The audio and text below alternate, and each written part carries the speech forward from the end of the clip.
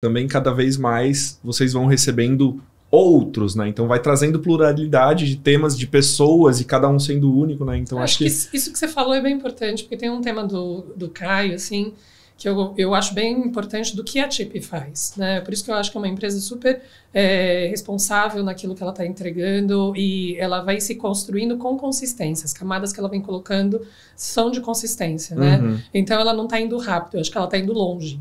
Apesar que eu acho que vocês estão indo rápido. Isso é bom, né? Mas é que como a gente já está tão atrasado, qualquer coisa, né, já está na dívida, né, Caio? Já tinha que ter ido. Mas eu percebo que a TIP vai longe exatamente pela consistência. Mas uma das coisas que eu percebo é essa responsabilidade deles em falar de pluralidade. E eu trouxe o tema da experiência porque essa é uma das principais conversas que o Caio tem comigo quando eu me alimento do conteúdo dele ou quando eu vejo as edições ou os webinars que são feitos até por outros profissionais que suportam aí o trabalho da TIP, que é como as organizações precisam olhar primeiro para o outro ser humano, mas como a gente tem que olhar o simples. Então eu vou trazer um exemplo aqui, talvez até para fisgar quem está com a gente de recrutamento e seleção, e por isso eu falo muito dos processos, usei o exemplo do hackathon que nem o Caio falou, mas eu estou usando no processo seletivo. O processo seletivo, a gente tem uma prerrogativa, muitas vezes, de uma organização de fazer banco de talentos. Quando você faz um banco de talentos, se você está bem assessorado por uma consultoria como a TIP, ela vai te dar clareza que não dá para fazer um banco de talentos no formato tradicional. É melhor que você tenha alguns steps, né, mais claros, as estruturas disso, para que, de fato, você não gere, inclusive, uma ansiedade no profissional, que é uma característica do espectro. Uma outra coisa que eu acho que é bem importante e dentro do processo seletivo, no processo você tem que tomar cuidado, porque tem gente que não quer abrir a câmera. Uhum. E aí tem gente que também prefere não ter a fala, prefere ter a escrita.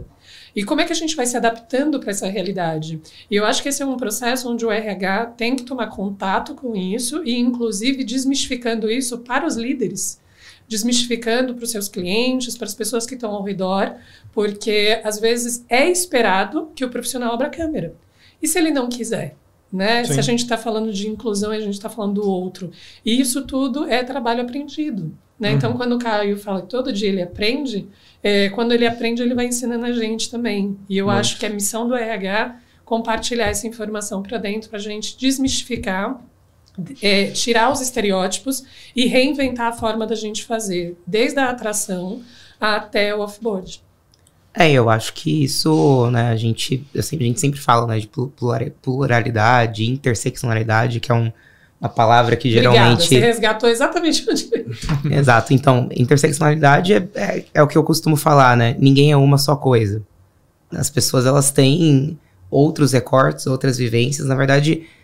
a neurodiversidade, ela fala muito isso, né? Que pessoas, elas pensam de maneiras diferentes, né? Então, a gente tem vivências, a gente tem backgrounds diferentes, a gente tem estímulos diferentes.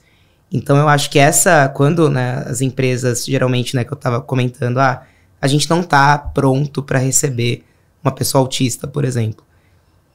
Nunca vai estar 100% pronto. Acho que eu já começo sempre... Eu posso estar decepcionando a grande parte das... Eu tenho uma verdade difícil para explicar. Era praticamente uma pergunta que eu teria, eu ainda vou insistir nela depois, mas por favor conclua, cara. Eu posso estar decepcionando aí algumas empresas, mas infelizmente eu acho que... Primeiro, porque quando a gente fala de pessoas autistas, a gente está falando de seres humanos completamente diferentes uns dos outros. Sim. Claro que tem características dentro do espectro que são mais ou menos comuns, mas mesmo assim, essas características comuns se apresentam em graus e níveis diferentes. Então a gente tem, sei lá, pessoas que têm hiperfocos diferentes, e aí é uma outra coisa que a gente pode falar depois, mas tem hiperfocos diferentes, que têm sensibilidades diferentes. Então, geralmente a gente sempre comenta, né, que quando você conhece um autista, você conhece um autista. Ponto.